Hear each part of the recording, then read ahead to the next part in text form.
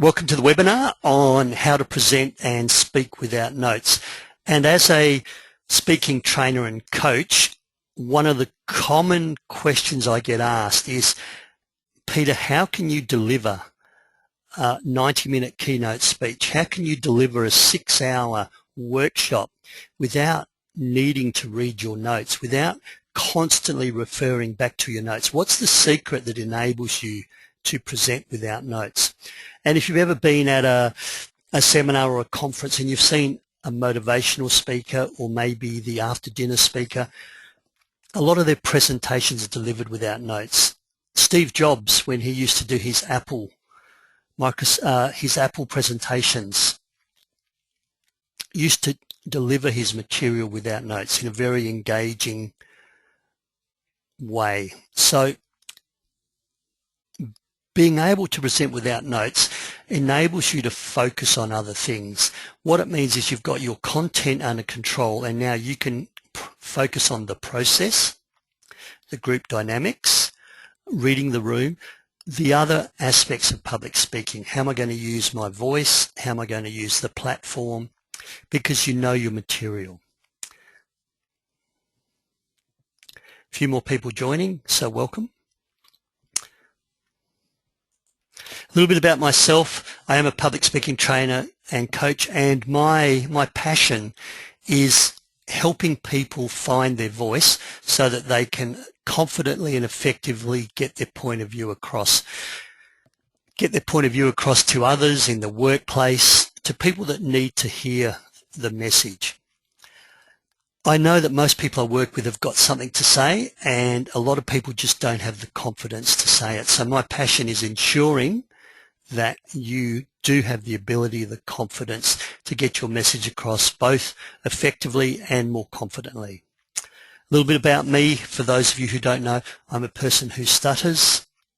I spent much of my life not communicating, much of my life not getting my message across and hiding behind my inability to speak and not doing things I should have, not standing up, not presenting at conferences, not getting promotions, not taking on leadership roles. So that's where my passion comes from.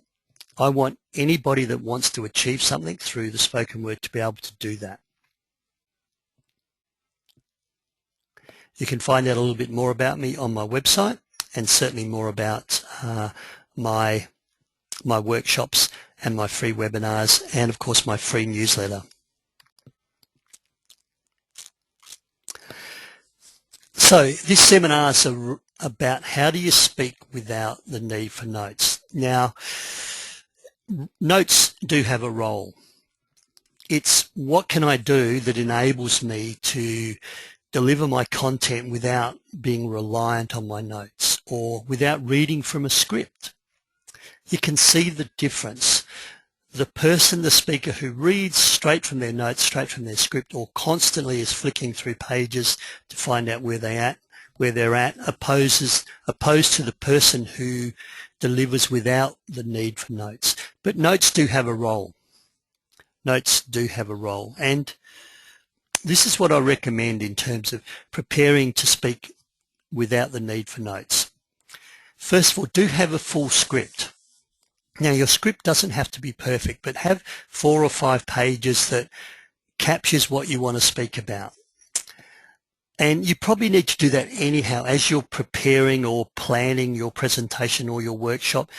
You've probably got a workbook you're going to hand out. That can in fact be your full script. You've got to go through that process to get your content. And you probably want to bounce that script or that content off other colleagues, other people, just to check that the content's appropriate, it's not too verbose, that it's also contemporary content. What I would then do is I would take that full script, and I would have that with me when I'm presenting, although I would probably not need to refer to it. The second thing is I'd have a 1-page summary with bullet points, so that if during my presentation or my workshop, which lasts for 7 or 8 hours, if I just want to check where I'm up to in my program or where I need to go next, or if I've left something out, a glance at that 1-pager with the bullet points will show me exactly where I'm at. And if I have skipped over a bullet point 1 section, then I can always go back and weave that in. And people don't necessarily know that I may have jumbled up the presentation. And if I want to speak about eye contact and I want to speak about the power of your voice, and both these topics I use in a workshop on presentation skills, if I forget to talk about eye contact and I move on to your voice, and then as I get you to practice some vocal skills, I glance down at my one pager and realize I've just skipped over eye contact, I can then go back. Now I want to go back to eye contact. It doesn't matter. Another thing that some people sometimes have is palm cards.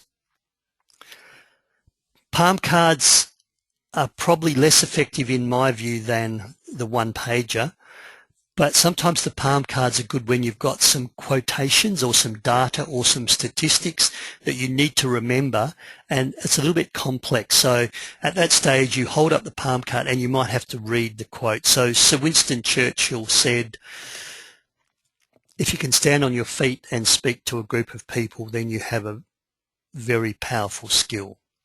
If I can't remember, I might bring up that palm card. Be careful with palm cards. Palm cards are indeed like a deck of cards. Should you drop them, even if you have numbered them and they get jumbled up, then you have to shuffle if they're out of order, and that looks really unprofessional. So some people like palm cards. I prefer the one-page bullet point, and maybe one palm card that you can grab when you need to refer to a quote or some statistics. The last way to use notes is have a written mind map. And excuse me, some people like to use mind mapping, and it's lines and circles with points going off your core message, and I will speak about that a little bit later on. So it's not so much written words, but more of a visual map of where you're going, a little bit like a spider web with different words and different concepts, and that's what you can recall as you go through your presentation or your training workshop. So mind maps are a great way of not only learning your content so you're less reliant on your mind map or your notes, but a simple one-page referral. So a glance down to a mind map and you'll see what you've covered and what's still to cover. So just a tip, when you need to refer to your one-page bullet point summary or your palm cards, or you want to have a look at your mind map, or even if you want to go back to your full script and flick through pages and find out where you're at, don't be afraid to ask the audience to move into an exercise. So have a discussion with the person next to you. Tell them what would you do with what you've learned so far. While they're having that discussion for 1 minute or 2 minutes, you can quickly glance down to your mind map, to your one-page bullet points. So this webinar is how to present without notes. I'm not saying that you stand up and you speak off the cuff. That's a different webinar. That's a different seminar that I teach off the cuff speaking. This is prepared speaking. You've got a workshop, you've got a keynote presentation. This is prepared, but this webinar is to help you present without the need to refer to your notes, but you still have notes in the background. For those of you who've joined recently, 2 ways to ask questions, and please ask questions as we go. I will pause every now and then for questions, but I'm happy to take questions as we go. Put your hand up. There's a little symbol that you can, in your control panel, that you can hit, and that'll put your hand up. I can then open up your microphone. Alternatively, type your questions directly into the dialog box. So there's 5 models I'm going to teach you that will enable you to present without needing to refer to your notes. And they are, use your stories. So tell stories about your experiences, your anecdotes, your case studies. Have some visual cues, so bring up on stage or at the lectern 3 or 4 things that visually remind you what you speak about. And they can be the 3 points in your presentation. The most common questions. If you speak in an area that you're an expert in, and that could be from financial planning, that could be health and safety, there's probably, when you go out to a group of people, there's probably those common questions that you get asked all the time. And if you answer these 3 or 4 common questions, you're going to cover 80% of what the audience wants anyhow. And you already know the answer to these questions. So use the most common questions that you're asked as a framework from which you present or deliver a workshop. And if people leave having those questions answered, then you've done a great job. Mind mapping. I've briefly mentioned mind mapping as a way of summarizing a speech or a workshop into one pager, but that mind mapping can also then move into your mind, into your memory, and with various anchor points, and you can reflect back onto your mind map to deliver largely without notes. And the 5th model is use acronyms, or sometimes called mnemonics. You know, those letters that spell something, and each letter stands for a particular word or a particular topic that you want to speak on. I use acronyms quite a lot. So they're the 5 models I'm going to cover during the webinar.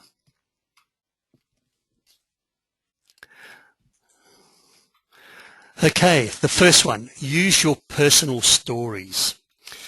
Your personal stories, your anecdotes, your case studies are really powerful. And the beauty of your stories, you know, those families you've worked with, those individuals, those 2 people that were in conflict, that project that you worked on that was going to go over budget over time, and you've resolved and brought the budget and the project back on target. They're your stories. People that bring problems to you for you to solve. So use your personal stories. The beauty of personal stories are, first of all, they are your unique intellectual property. You own them. No one can question that this happened or it did not happen. No one can say, look, I don't believe you, because you worked with this case, this family, this project, this set of circumstances, and this is what happened. You had this problem, and then you put these strategies in place, and the outcome was that the problem was solved, or the problem was not solved. But what did you learn from that story, that case study, that personal experience? When you tell stories, make sure the stories have a point that links to your core message. If you tell stories just for the sake of it, then you're probably an entertainer, maybe an inspirational speaker, or maybe you're a stand-up comedian who tells funny stories. But even inspirational speakers who tell stories, often they're stories of adversity. The story has a point, and the point leads to their core message that they want everybody to walk away with. You don't need to write your stories down. You don't need to script it. You know your stories. That's why if you have a series of stories that you can use in a keynote speech, in a workshop, and each of the stories leads to a key point that brings us to your core message, you don't need your notes. And every time you tell the story, the words might change a little bit. And whether it happened on the 11th of February or the 10th of January is irrelevant. It's what happened. So you don't have to get your exact data perfect. It is the point of the story that matters. That's why I love to use stories. I do my 7-hour workshops. For those who have been on one of my workshops, Communication Skills for Leaders, Thinking and Speaking Off the Cuff, How to Overcome Your Fear of Public Speaking. And I do these one-day workshops just by using stories, giving examples of people, examples of things I've read, examples of Ringo Starr, the drummer for the Beatles, who still experiences stage fright even today before every gig, before every concert he plays. So I collected that story and I let people know that stage fright or nerves before public speaking is in fact a normal part of a performance, a normal part of public speaking. So collect your stories. You don't need to write them down. You will remember them.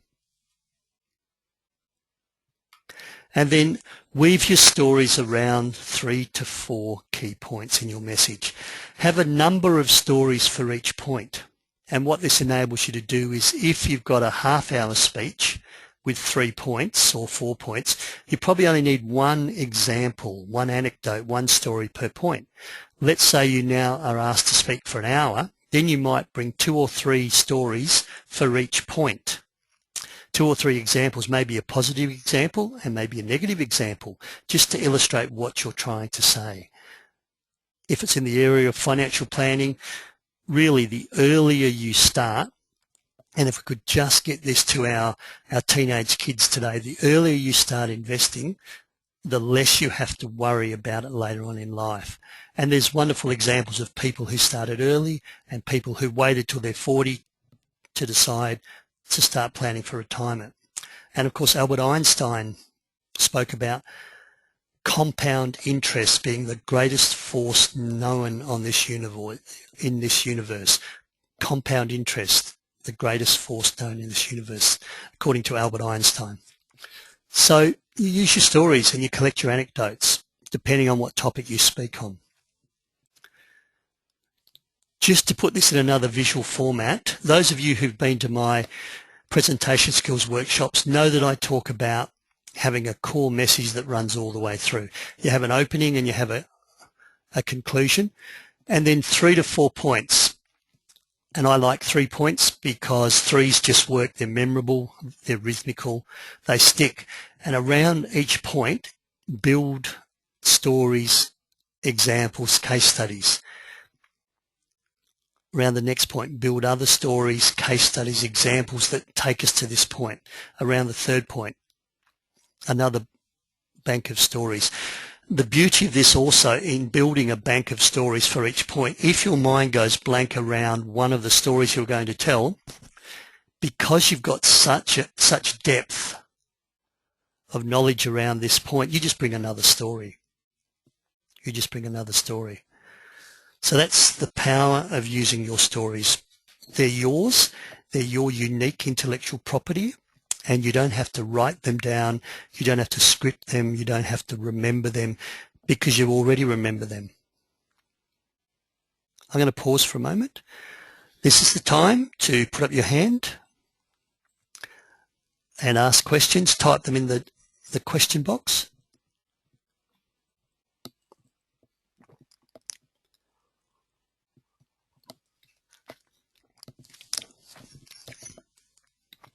So there's a question. Thanks for the question. How to know which stories to use when? And that's a really good question. If I just go back, one of the things that this model allows you to do is, if you know your audience, let's say you're speaking to a group of school teachers versus a group of parents, their needs from your presentation will be different. So you can choose your stories that best match the needs of your audience. So stories that are in alignment with what the audience's needs or values are. So when I work in the mining sector, I talk my stories around occupational health, around safety. When I speak to the health professionals, I talk more about organ donation, transplantation, and other issues that have a health flavour. And I use my stories because I've worked in both fields, or I've worked with people in both fields. And some people have told me stories that I've got permission to use. So you can use different stories to colour or flavour your core message. And that's about knowing your audience and being prepared, which is a different webinar. So thanks for the question. So please, once again, raise your hand at any time. Don't wait for this question mark, and I'll open your microphone, or type as we go, type in the dialog box directly. The second method is to use props or visual cues. And you might bring up 3 books, and each book has got a different title, and the title of the book is enough to prompt you to speak about that particular topic. So if I was doing a 1-hour seminar on 3 key things around public speaking, I'd bring up a book on how to craft a strong message.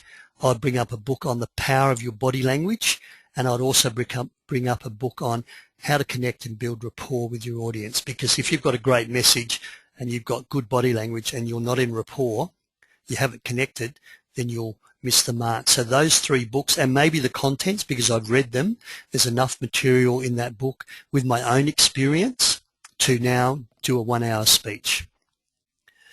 I sometimes do a speech on the power of feedback. Feedback is the food of champions.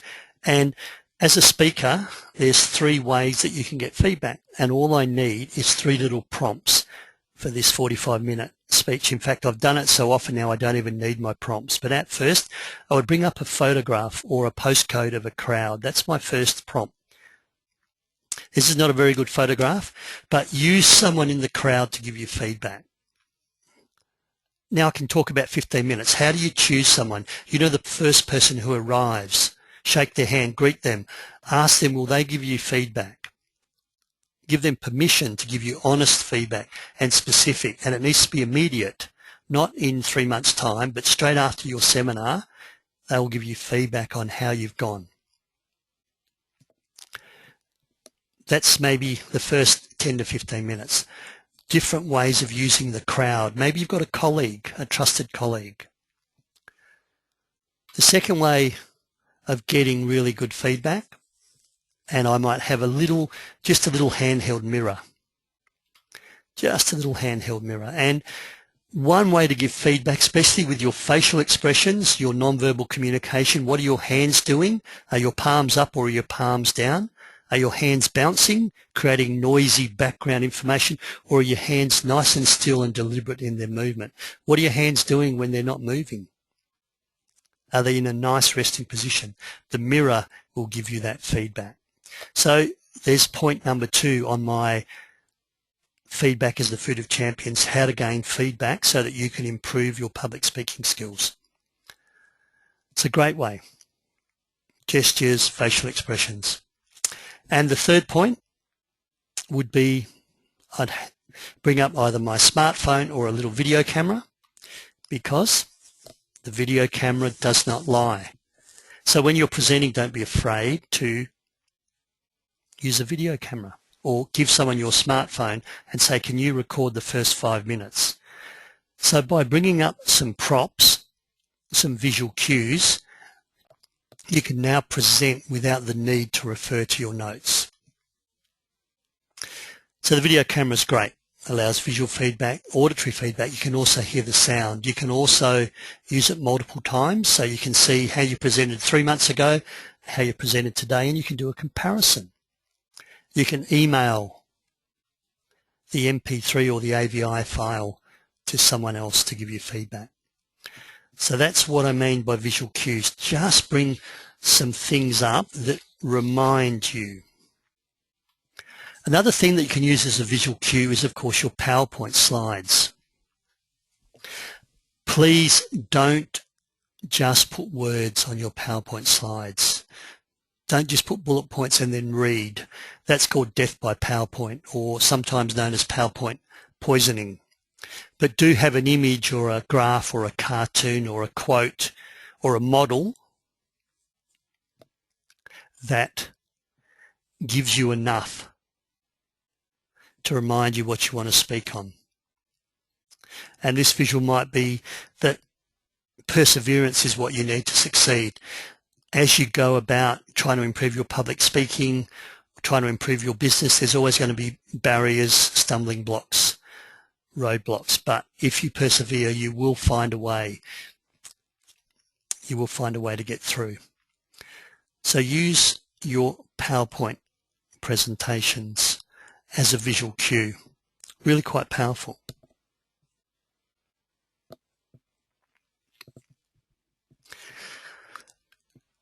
3 postcards, and each postcard has a different image. There are those websites where you can have your own postcards made, and you can bring up 3 different postcards that might have 3 models that you need, that you want to speak about.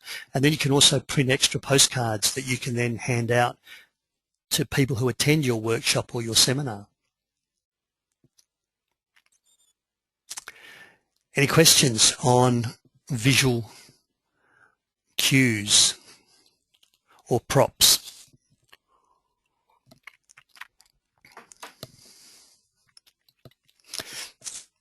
So a question around, won't the props look a little bit silly?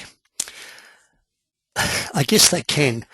If you bring up really large props and they're obvious to everyone, then that may seem a little bit silly. It may not.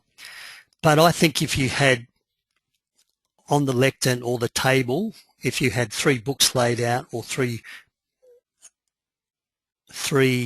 postcards, or 3 small objects that may in fact seem quite obscure, and you just need to look at them to remind you, then I think that's fine. I'm quite comfortable holding up the mirror, and I'm quite comfortable holding up the video camera and saying, the video camera does not lie. This is one of the best ways of getting feedback. I'm quite comfortable doing that. So it depends whether you're using your props as purely to remind you, or you're also going to use the props as an audio visual for the audience. You can choose. You can choose. I've seen someone bring on a canoe and a paddle, and they were talking about leadership and, of course, canoeing in white water, so rough water, and their canoe, so a canoe's quite big, and it seemed to work. It seemed to work. So you need to make that decision. Any other questions? Okay, so that's 2 down. The third model that you can use is the most common questions. Let's say you work in health and safety and you run training courses or orientation courses, or you work in financial planning and you go out to community groups that want to learn a little bit about financial planning. They want to learn about how they're going to retire. There'll be those questions that you get all the time. So from financial planning, you're probably asked, how much money do I need to retire? Another question might be, is it too late for me to get enough money, enough superannuation aside to retire? What are the biggest barriers that are going to stop me from reaching my retirement and my financial goals? And there might be a fourth question. Once I reach retirement, what's going to be the biggest risk that'll mean that I'll lose my money, or I'll spend my money too soon and then I won't be able to enjoy my retirement? You're an expert in your field. You know what you speak on. You know what questions come to you.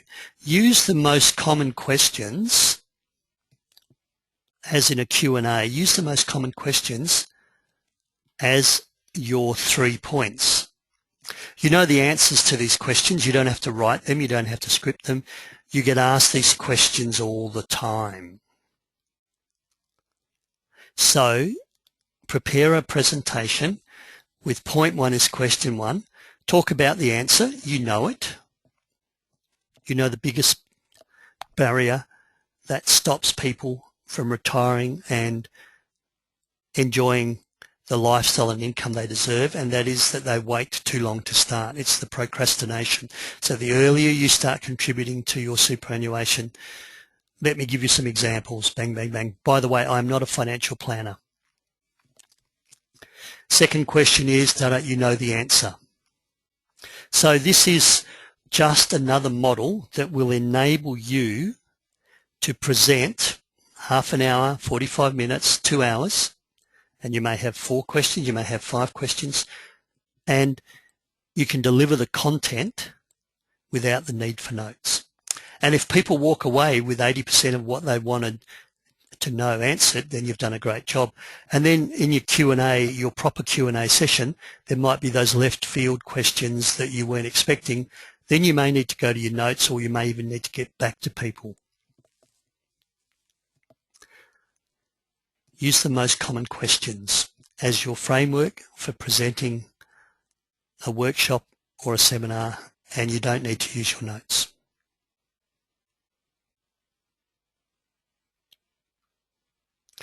Mind mapping. I briefly mentioned mind mapping in my introduction. There's several kinds of mind maps.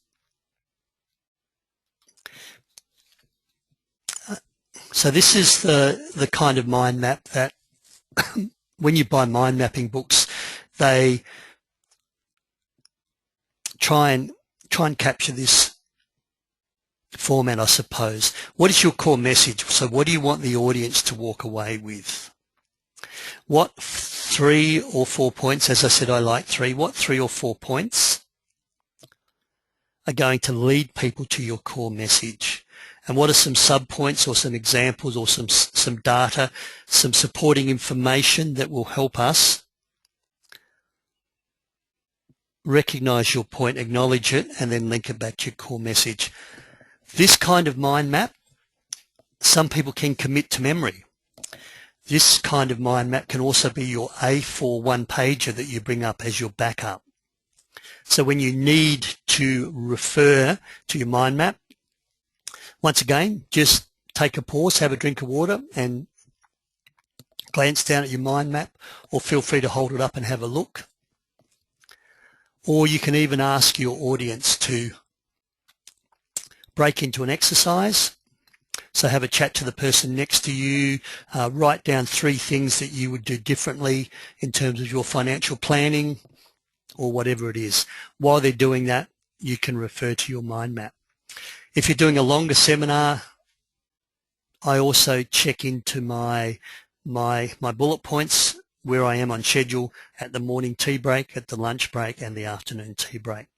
And I check if there's anything that I've missed, and then I can weave that back in when we come back after the break. So that's one kind of mind map that you can use. Another kind of mind map is choose a structure that you're familiar with. And I'm going to use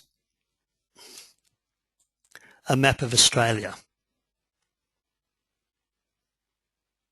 And let's say I'm using the map of Australia as my mind map, and I want to talk about the keys to an effective speech. Let's say you've got 5 points you want to talk about. Then pick the 5 capital cities you're most familiar with. If you've got more points, bring in extra capital cities. Here in this map, I've got Perth, Adelaide, Melbourne, Sydney, and Brisbane. If I want an extra point, I could throw in Hobart. I could throw in Canberra, and of course I could throw in Darwin. I know these cities. I know the order that they are around Australia.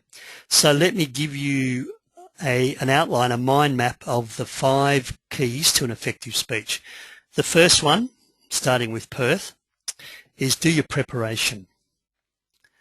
What do I mean by preparation? I mean know your audience. And I could go and I can speak for half an hour about preparation, knowing your audience, knowing your venue, knowing your topic. The next thing you need to have is make sure you've got the right attitude. A for Adelaide, A for attitude. P for Perth, P for preparation. The attitude to have is that every time you speak, you could make a difference. Public speaking is transformational, whether it's health and safety, whether it's financial planning, whether it's within the health sector. Someone gets your message, you come across with the right attitude, you've made a difference in someone's life.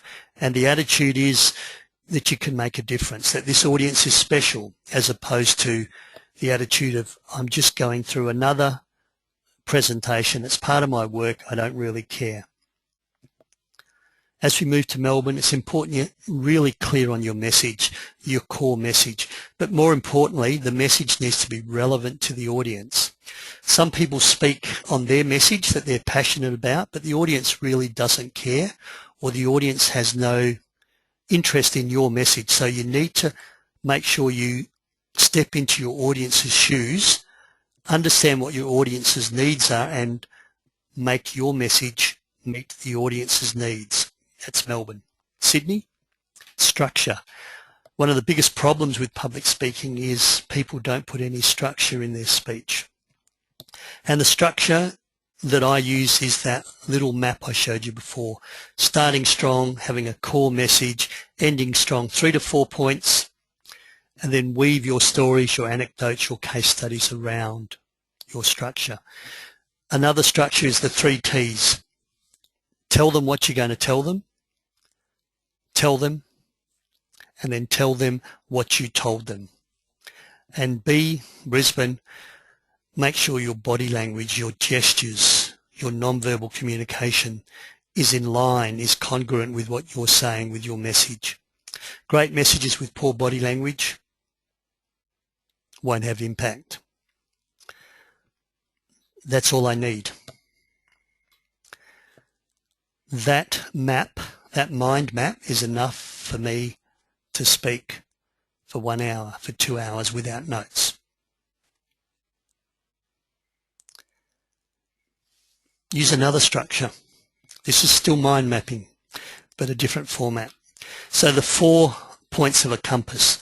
Let's talking about the 4 biggest problems facing new public speakers. And I help people overcome their fear of public speaking, or they've been promoted into a leadership role and they find themselves doing more speaking and they're just not sure how to control nerves or how to have more impact. So let me use this compass, and north, east, west, south is the order that I go. The reason I go that way is because that spells the news, N-E-W-S, north, east, west, south. So north, nerves. The biggest problem that I find with people facing new public speakers is they're very nervous. So how can you control nerves? What are some steps that you can do? Deep breathing, relaxation, do your preparation. The other thing that the next thing is ego. People present not for the audience, but they present for themselves. So they think it's about them, the speaker, and their ego takes over. And they may be the expert, they may be the guru, and they've done some great research. They've just become famous, and they're now in demand to speak. So they stand up and speak, and it's all about them as opposed to about the audience. So within public speaking, you need to leave your ego at the door, and remember, it's about the audience, it's not about you.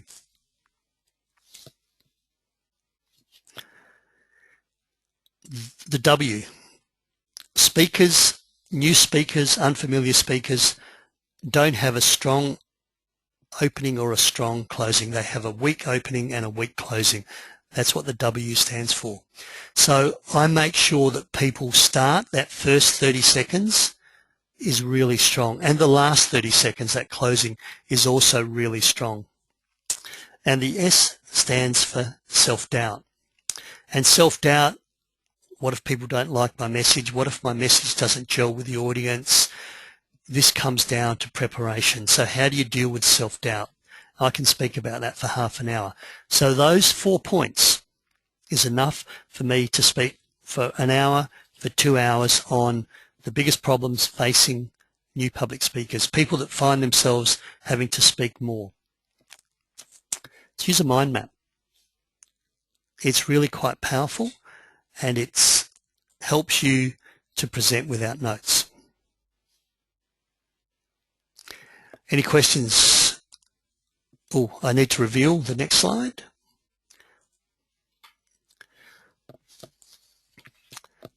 That's all I need. Any questions?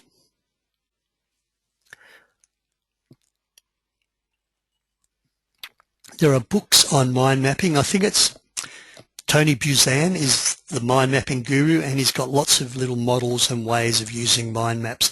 And I see people at seminars and workshops with different coloured pens, and they're writing down almost a graphic representation of what's being spoken. At the end of a 1 hour keynote speech, they now have this wonderful mind map.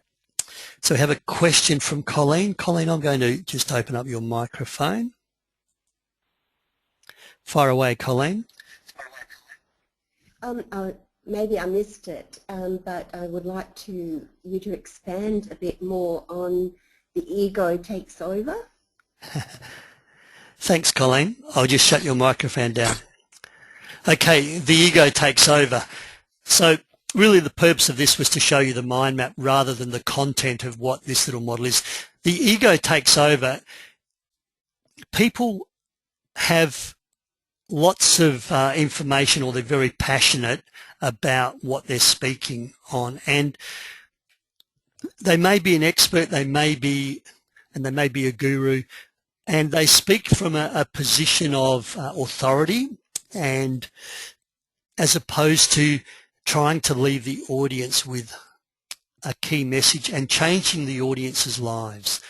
I see this quite often, not only within the medical profession, but you know, you've done some great research and you're the expert and this is the way it is, take it or leave it.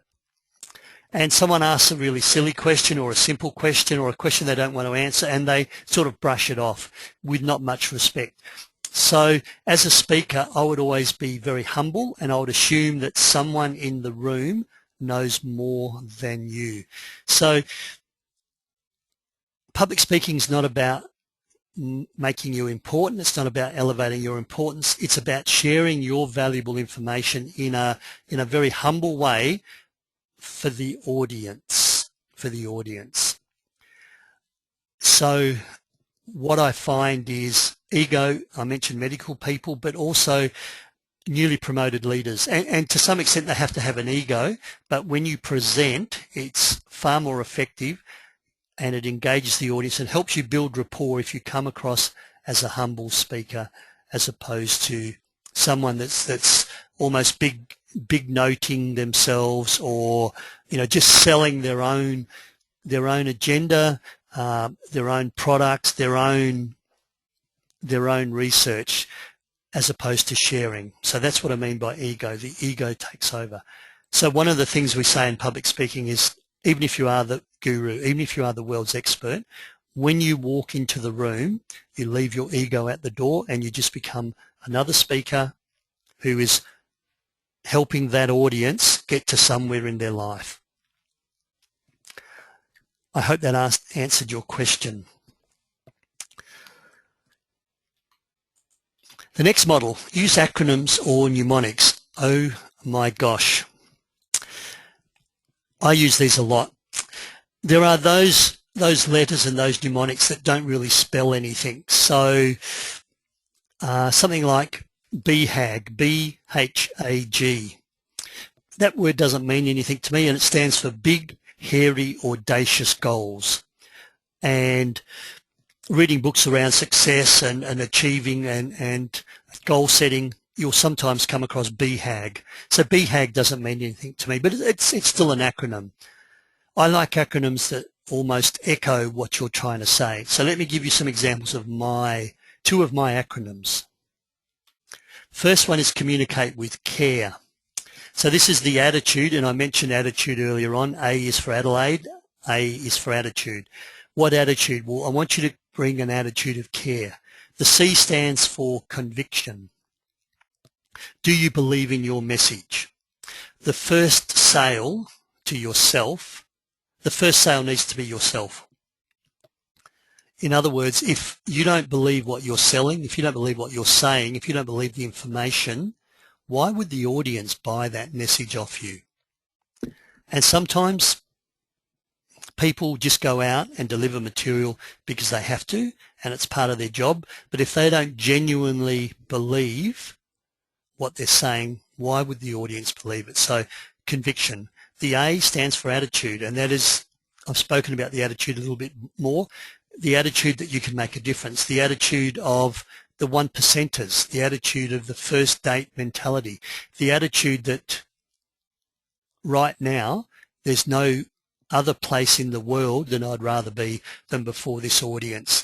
That is the attitude you need to bring every time you get before an audience to speak. The R stands for responsibility. Even doing a webinar this morning with the people listening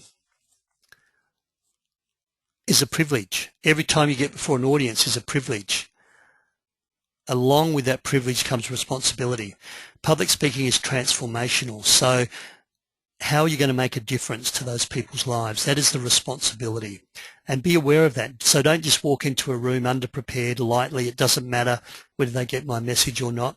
If one person walks away and changes their life, becomes healthier, becomes fitter, starts to work in a safer way, prevents someone from having an accident, identifies a hazard and speaks about it, starts to plan for their retirement at an earlier age, then you've transformed, you've changed somebody's life. And the E in communicate with care is the energy that you bring to the room. You must bring the right level of energy, and that energy needs to match the room. If you come in really flat and low, you'll drag the audience down with you. If you come in evangelical, jumping up and down and really excited, and the audience is still fairly quiet, then you're going to create a big discrepancy about your energy and the audience's energy. So you need to match the audience's energy level and just add a little bit, just add 1%, so that you are indeed the most energetic in the room, but not over the top. Communicate with care. Conviction, attitude, responsibility, and excellence. Another one of my acronyms. Prime yourself to speak. So this is getting ready. So you're a little bit nervous. What can you do? And I did mention that one of the biggest problems with people that start out speaking are that their nerves. So I'll use my PRIME model to help people control their nerves. The P stands for preparation. The R stands for relaxation. The I stands for immersion. By immersion, I mean do more of it. The M stands for monitoring. That stands for measuring. So that is the feedback. And the E stands for expanding your comfort zone. Each of those I will speak for about 30 minutes or 15 minutes, depending on how long I've got to speak. And that's all I need. And I'll also put it in a visual representation. Preparation is the foundation. So in my pyramid, I'll put preparation at the bottom. Then you need to learn to relax, deep breathe, visualization, shoulder shrugs. As you're about to speak and you notice your tension rising, immerse yourself. Some people speak once in a blue moon, once every 2 months, 3 or 4 times a year. That's not enough if you want to become more confident in public speaking. This is the measurement. This is the monitoring. Look at yourself in the mirror. Video record yourself. Get someone to give you feedback. How did you go? What can you do differently? And finally, gradually, get out of your comfort zone. Take a risk every day as you take on more speaking assignments, as you volunteer to do more workshops or lead meetings. That's my PRIME model. In fact, that's a whole 1.5 hours module in one of my one-day workshops. The power of the acronym. That's all I need. Questions as we start to wrap up. The next question that I often get is, what do you do if you forget? What do you do if you forget? Well, first thing, you can go to your notes. You can go to your A4 page with your bullet points, your A4 page with your mind map. You can go to your full script if you need to. If there is a quote or a set of data you just can't remember and you didn't write it down on your bullet points, it's okay to refer. Just give me a moment. I'm just going to look in my notes and get this data exactly right for you because it's very important. Or if someone asks you a question, so what was the date of that research you just spoke to?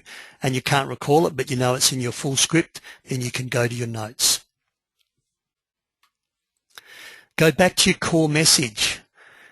So with my mind map that I showed you, and also with that speech structure, one of the things that runs through the middle or was at the center of the mind map is your core message. So every time you speak, be familiar with your core message because that's what the audience is going to walk away with. So if you do forget where you're at or your mind goes blank, you can always go back to core message, and that'll buy you a little bit of time to scan your mind, to check if what you were going to say does not surface. And the other thing to do,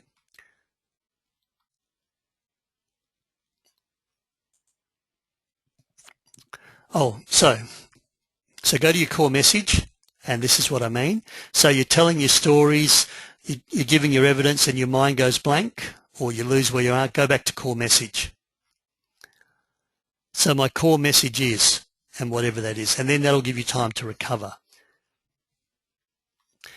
The third thing to do is don't mention it. So when you're presenting without notes and you lose your way or your mind goes blank, if you don't tell the audience what you were going to say or that you've lost your way, 99% of the time the audience has no idea.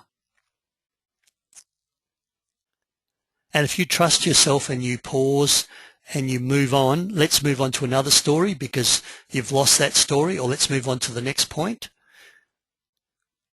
99% of the time you'll recall what it is that you've lost and you'll weave that back in.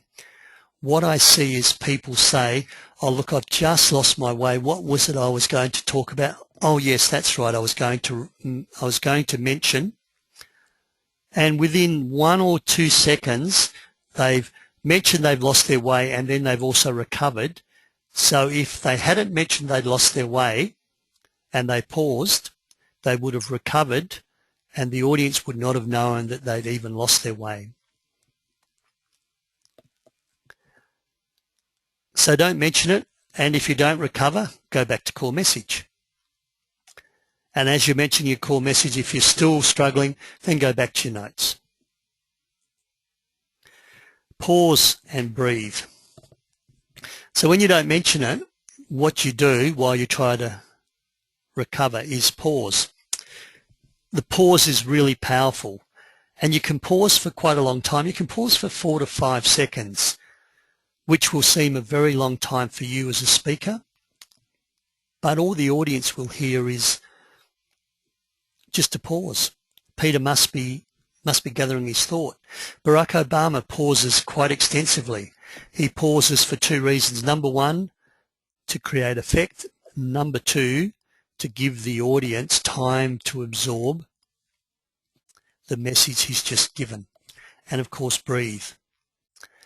One of the things that people do when they speak is they do shallow breathing. So this is up the top of your lungs. When you shallow breathe,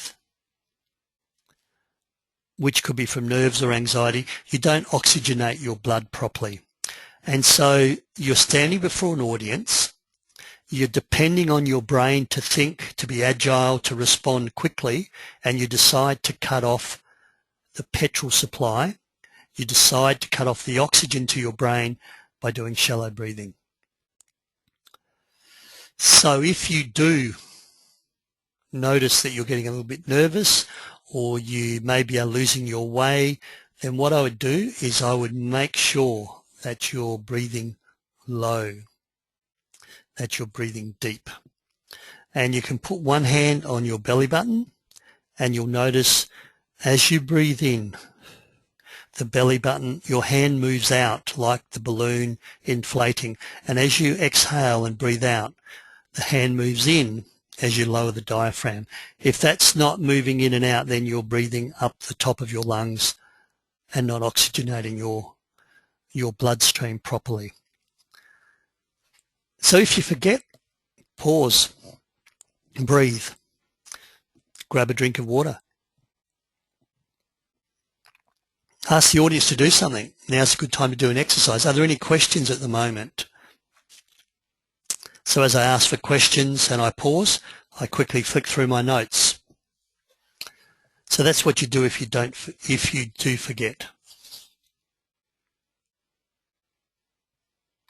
So the 5 models that I've covered: tell your stories, do visual cues or prompts, use the most common questions. You already know the answers to them. Mind mapping, use your mnemonics or your acronyms, and with one of those models or a couple of those models, you should be able to deliver a half hour, a 1 hour presentation without the need to read your scripts, to read your notes.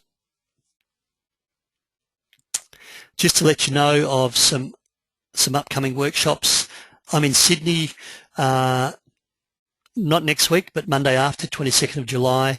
Then I'm going away for a while. My daughter lives in London, so I'm going to be visiting her in London. And when I get back in September, I'm going to fire up with a lot of workshops in Perth, in Melbourne, and in Bunbury. So feel free to go to my website if you want to find any more of those workshops out. I will run some webinars in September as well, some free webinars, and I'll set those dates and the topics, and I'll let you know a little bit more about them closer to the date. I'm just going to finish with a final opportunity for questions and pause for a moment. And if there are no further questions, then I will end the webinar.